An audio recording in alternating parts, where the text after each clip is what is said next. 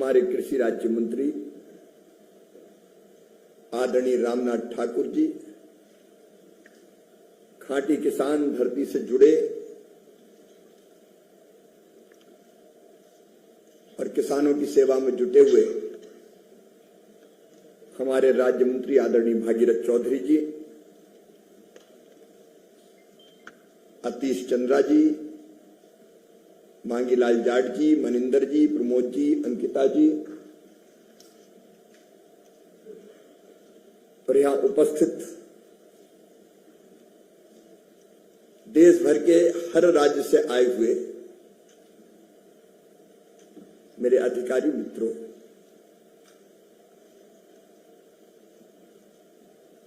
मैं कोई लंबी बात कहने के लिए नहीं आया। मैं केवल ये आपको स्मरण दिलाना चाहता हूं कि चाहे मंच पर हो विभिन्न राज्यों से आए हुए हमारे अधिकारीगण हो, देश की सबसे बड़ी जिम्मेदारी हमारे ऊपर है। ये मैं कहने के लिए नहीं कह रहा। देश के लिए सबसे जरूरी चीज है हमारे खाद्यान्न के भंडार भरे रहे। 140 करोड़ का देश हमारा आज दुनिया पर डिपेंड नहीं रह सकता, और वो खाद्यान्न के भंडार भरने का, देश की खाद्य सुरक्षा सुनिश्चित करने का दायित्व हमारे किसान भाइयों और बहनों का है। और इसलिए मैं कहता हूं अन्नदाता मतलब जीवन दाता, और हम उनको सहयोग करने वाले हैं। अभी सेक्रेटरी एग्रीकल्चर ने आपके सामने प्रेजेंटेशन किया, 2 दिन का ये कार्यक्रम केवल कर्मकांड नहीं है, प्रधानमंत्री जी के संकल्प और देश की जनता का सपना पूरा करने का सबसे प्रभावी माध्यम है। आप यहां जो बैठे हो साधारण लोग नहीं हो, मैं आपको चढ़ा नहीं रहा, मैं आपको एहसास दिला रहा हूं। आपके ऊपर जवाबदारी है कृषि की, खाद्यान्न का उत्पादन हो, फलों का हो, सब्जियों का हो, दर सुनिश्चित करने की। अगर साधारण तरीके से काम नहीं कर सकते कि सवेरे 11 से लेकर 5 बजे तक की ड्यूटी बजा दी। खेती हमारे रोम रोम में होनी चाहिए, किसान हमारी सांस हर सांस में होना चाहिए। बड़े परिणाम तब आते जब जिद से, जुनून से और जज्बे से हम दिन और रात भिड़ते हैं, और इसलिए आप सबको भिड़ना पड़ेगा। आज अतीश बता रहे थे कि गंभीरतापूर्वक लोग आए हैं और वरिष्ठ अधिकारी आए, सचिव आए, पीएस आए, एग्रीकल्चर या जो जिम्मेदार अधिकारी है आने चाहिए। अगर देश का उत्पादन बढ़ाने के सबसे बड़े सम्मेलन में कोई ना आए तो इस लायक ही नहीं है कि उसको उस पद पर रखा जाए, उसको तुरंत हटा देना चाहिए। पहले जब कृषि का ये सम्मेलन होता था तो मंत्री, राज्यों के मंत्री की उपस्थिति भी नगण्य रहती थी, लेकिन अब अपवाद छोड़ के मंत्री आते हैं सब। कल मंत्रियों का, राज्य के मंत्रियों का सत्र है, और जो मंत्री नहीं आते वो न्याय नहीं करते। मैं मुख्यमंत्री को चिट्ठी लिखूंगा कि काय को रखा है कृषि मंत्री, अगर कृषि के सम्मेलन में ही नहीं आ सकता था। क्योंकि बड़ी जिम्मेदारी, हम इसको कैजुअल नहीं ले सकते। हमको पूरी ताकत के साथ जुड़ना पड़ेगा इन लक्ष्यों को पूरा करने के लिए। मैं बधाई भी आप सबको देना चाहता हूं। टीम एग्रीकल्चर है ये, 1 नेशन 1 एग्रीकल्चर 1 टीम, और इस टीम ने बेहतरीन काम किया है। सबसे बड़ा योगदान किसानों का है, मैं उनको प्रणाम करता हूं। अभी जाट साहब बता रहे थे खाद्यान्न का रिकॉर्ड उत्पादन हुआ है। कल हमने तृतीय अनुमान जारी किए हैं। मुझे फिर दोहराते हुए खुशी है कि इस वर्ष जो कुल खाद्यान्न का उत्पादन अनुमानित जो है 3765.63 लाख टन है, जो पिछले साल की तुलना में 188 लाख टन अधिक है। यह अब तक का रिकॉर्ड है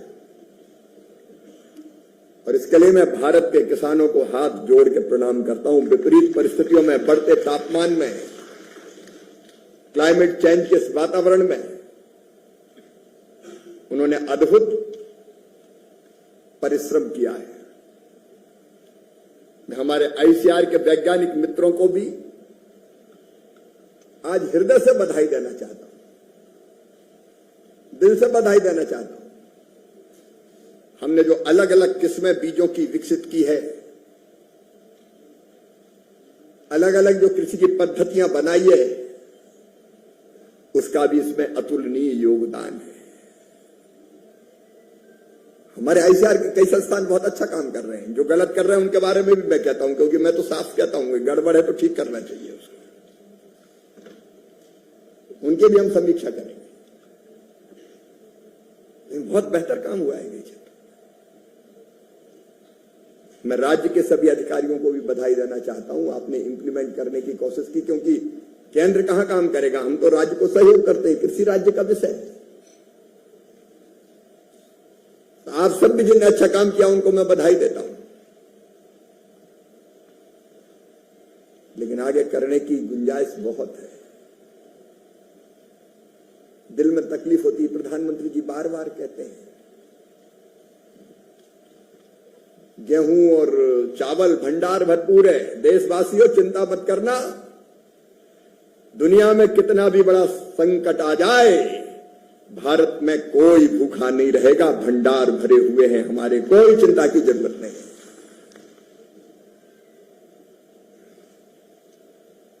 लेकिन दलहन तिलहन हमारे लिए चिंता का विषय। क्यों मंगाए बताओ, हम क्यों हम इंपोर्ट करें? हमारे किसान में सामर्थ्य है, हमारे पास योजनाएं हैं। हमको बैठ के यही विचार करना है। अभी आज हम बैठेंगे ग्रुप्स की बात पर, 3 ग्रुप में बैठेंगे। दलहन तिलहन मिशन पर भी बात होगी, आत्मनिर्भरता कैसे। अलग अलग ग्रुप में बीच बीच में मैं भी बैठूंगा चुपचाप पीछे। सचिव भी बैठेंगे, डीजी भी बैठेंगे। हम खेती को ऐसे नहीं ले सकते कि मंत्री साहब आए और एक भाषण दिया और निकल लिए।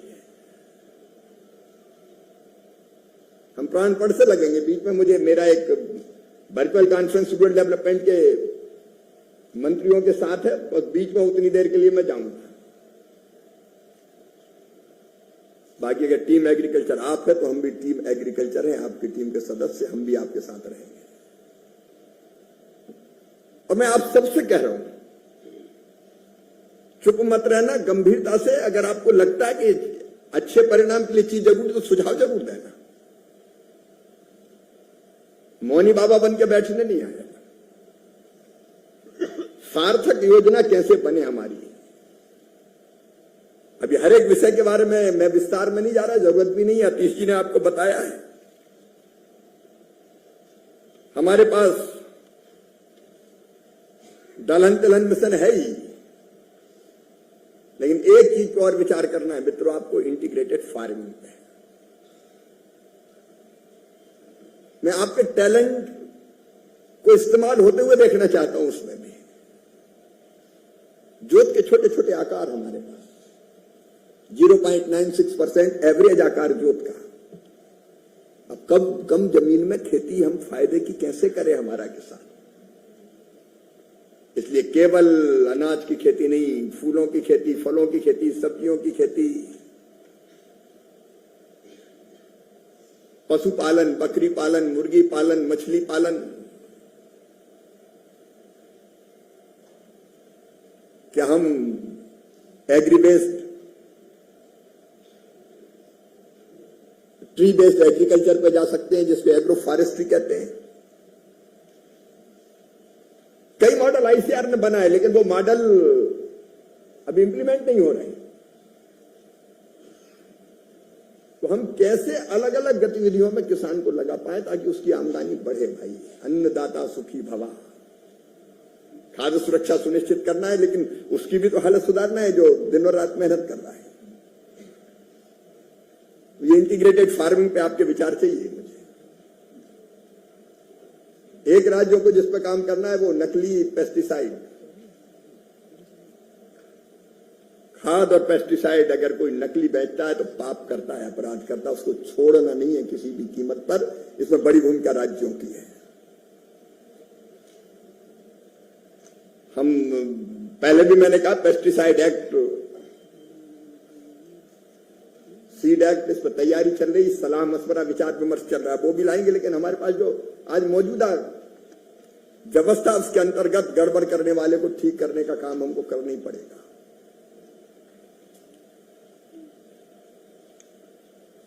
बीज सबसे महत्वपूर्ण है। आप लोग विचार कीजिए सब। सीड रोलिंग प्लान कैसे उसको ढंग से इंप्लीमेंट करें। माफ करना, कई बार तो मिनीकिट बीज के तब बचते हैं जब बोनी हो जाती है पूरी। अभी हमारे पास समय है, इस समय हम पूरी तैयारी करें, क्योंकि मानसून आने में भी देर है। और इस समय मैं तो कहता हूं अगर जमे तो खेत बचाओ कार्यक्रम में ही सीड मिनी किट का वितरण हो जाए, बीज के टाइम पे पहुंचाएं। नेशनल सीड कॉर्पोरेशन हो, राज्य के हमारे बीज निगम हो या बाकी एजेंसीज हो, ये प्लान पूरा बनना चाहिए, सही समय पर सही बीज पहुंच जाए किसान के पास। मुझे लगता है वो भी और जितनी चीजें हैं, डेमोन्स्ट्रेशन के प्लाट लगना है, तो उसको हमको कैसे ढंग से डेमोन्स्ट्रेशन ऐसा कि किसानों को पता तो चले कि डेमोन्स्ट्रेशन हो रहा है, और लोग देखने आए तो डेमोन्स्ट्रेशन का मतलब है। ये दलहन मिशन बाकी सब में होना है, दाल मिलें खोलना है तो जल्दी सैंक्शन करो भाई, ताकि प्रोसेसिंग का काम भी भाव जाए, उसमें देर नहीं लगनी चाहिए। खरीदी तंत्र को मजबूत करो। देखो एक बात, किसान किस चीज का उत्पादन करेगा, उसका उत्पादन करेगा जिसमें फायदा ज्यादा होगा। गेहूं में ज्यादा होगा, गेहूं लगाएगा, धान में ज्यादा होगा, धान बोएगा। लेकिन अगर दलहन तिलहन में फायदा होता दिखेगा तो दलहन तिलहन की तरफ जाएगा। डाइवर्सिफिकेशन की पहली शर्त है ये प्रधानमंत्री जी ने पीएम आशा योजना बनाई। मुझे शिकायत है कि खरीद की व्यवस्था ढंग से समय पर हम कर नहीं पाते। मैं हर एक राज्य को नहीं कह रहा, लेकिन इस पे जरूर सोचना, आप इस पे चर्चा करनी पड़ेगी हमको समय पे किसान, क्योंकि उसको तो कई तरह के काम करने, तो किसान के हाथ में पैसा चाहिए, नहीं तो वो और किसी को बेच देता है। नेफेड एनसीसीएफ के भी प्रतिनिधि है, वो पूरी किसानों के प्रति संवेदना के साथ मिलकर राज्यों के साथ कैसे खरीदो।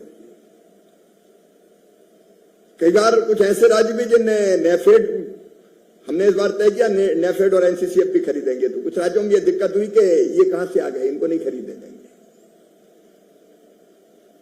आखिर हमारा काम किसानों का हित है, इसलिए उस व्यवस्था को हम कैसे ढंग से बनाए। एक बात और जिस पर विचार, फार्मर आईडी का टारगेट पूरा करना है भाई। कल मैं मंत्रीगण आएंगे तब भी ये बात करूंगा। कई राज्यों में बहुत अच्छा काम हुआ है, कुछ राज्यों में अभी शुरू होना है, और इसलिए फार्मर आईडी मतलब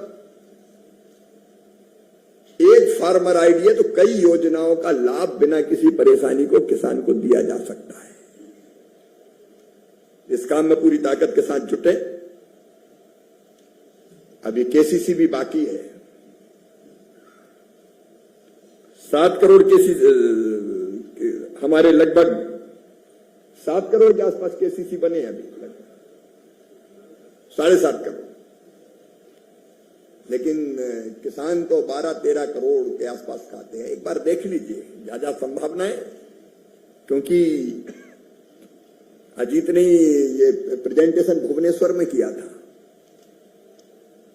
तो मुझे भी देख के आश्चर्य हुआ कि कुछ राज्यों में ऋण का प्रवाह बहुत कम है, किसान को लोन नहीं मिल रहा उतना, क्योंकि लगाने के लिए, अच्छी खेती के लिए पैसा चाहिए। कुछ राज्य तो ऐसे हैं कि जो उन्नत राज्य जहां ज्यादा खेती में लोन लिया जाता है, तो एक जिले में जितना लेते उतना राज्य भर में नहीं ले रहे। तो भाई राज्य विश्लेषण तो करो,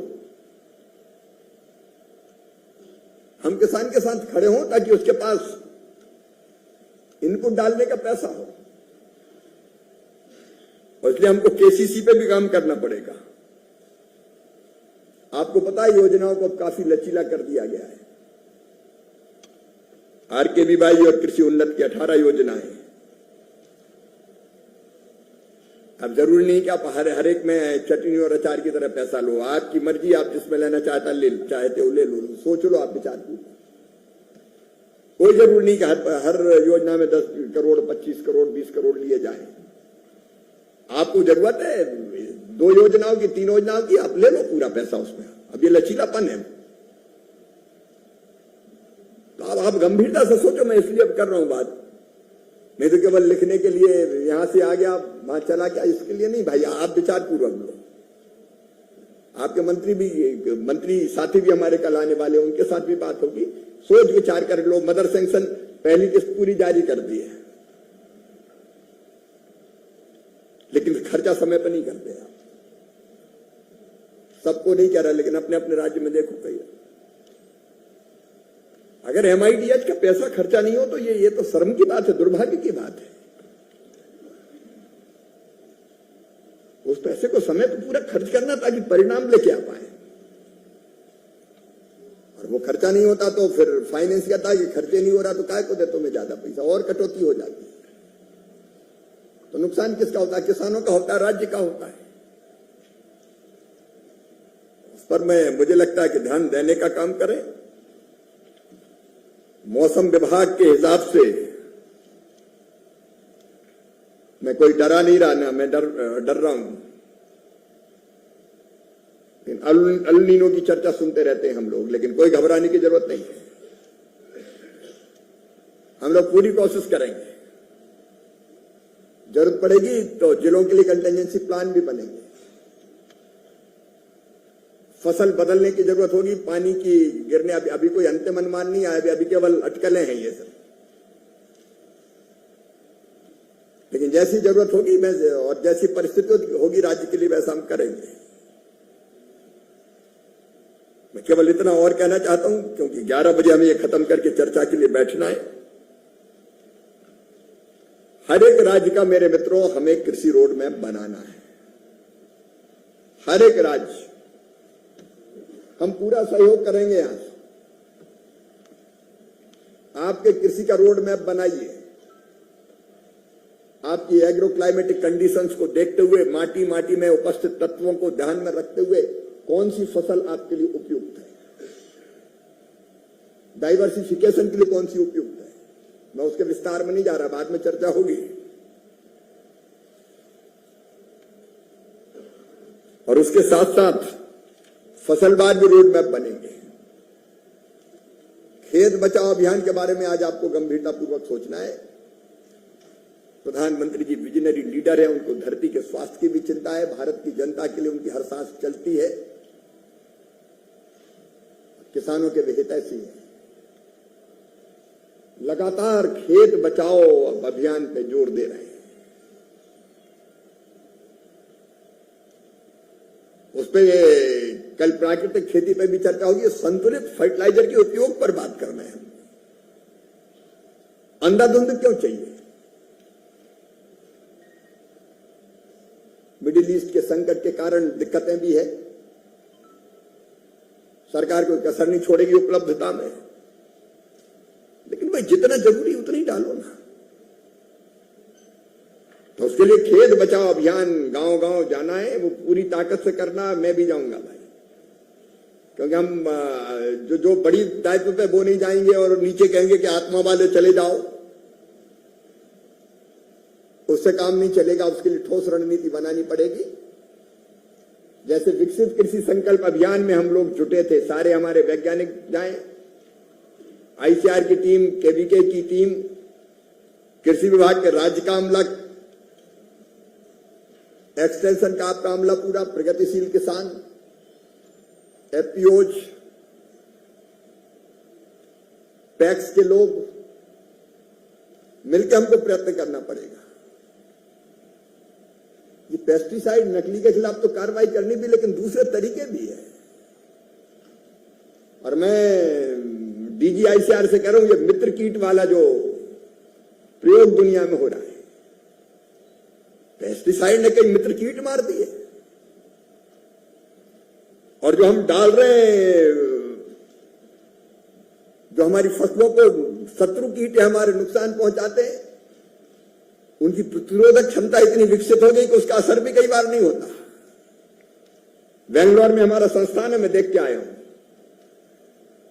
लेकिन वो केवल संस्थान में चीज नहीं रहेगी। मित्र कीट अगर शत्रु कीट को खा सकते हैं, उनको खत्म कर सकते हैं, तो पेस्टिसाइड, मैं पेस्टिसाइड को एक साथ खत्म करने की बात नहीं कर रहा, लेकिन मित्र कीटों के प्रयोग को हमको बढ़ाना चाहिए।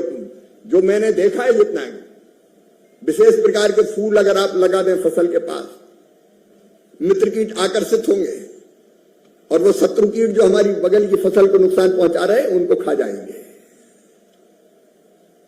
तो दोस्तों की तो रक्षा कर लो भाई। ये मित्र कीट मारे जा रहे हैं, शत्रु कीट हमारे फसल और किसान को मार रहे हैं। कल मुझे लगता है कि इस पर भी हमको बात करनी चाहिए। एक साथ नहीं होगा, लेकिन धीरे धीरे हम मित्र कीटों की संख्या कैसे बढ़ सकती है और वो फसल को कैसे बचाने में शत्रु कीटों का सफाया कर सकते हैं, उस पर हमको काम करना पड़ेगा। इससे मुझे लगता है पेस्टिसाइड का उपयोग भी कम होगा, किसान को भी फायदा होगा। और जितनी जानकारी मुझे मिली है, इनका बहुत उपयोग है, लेकिन आप केवल प्रयोग के तौर पर मत कीजिए। आप पूरी ताकत से इसके वैज्ञानिक पक्ष को भी खेत बचाओ अभियान में हमको किसानों के साथ रखना चाहिए। और कैसे हो सकता है, कितना हो सकता है, मैं सबकी बात नहीं कर रहा। फूल लगेंगे तो आय भी बढ़ेगी, उससे भी परागण भी ठीक होता है। कई प्रकार के कीट ऐसे हैं। तो मुझे लगता है कि जो बीच में कसाना की फसल को नुकसान हो रहा था, जो प्रयोग मेरे सामने आया, और उसमें केरल, तमिलनाडु जैसे राज्यों में उसका भारी नुकसान था, लेकिन हमने परजीवी कीट एनागाइरस लोपेजी द्वारा वहां से बुलाए गए और वहां छोड़ के देखे गए, तो सफलतापूर्वक हमने बिना दवाई के नियंत्रण कर लिया। और पैदावार जो नुकसान के कारण 6 से 12 टन क्या प्रति हेक्टेयर की हो रही थी, वो बढ़ के 20 से 25 टन हो गई। अगर ये हो सकता है तो जरूर करना चाहिए हमको।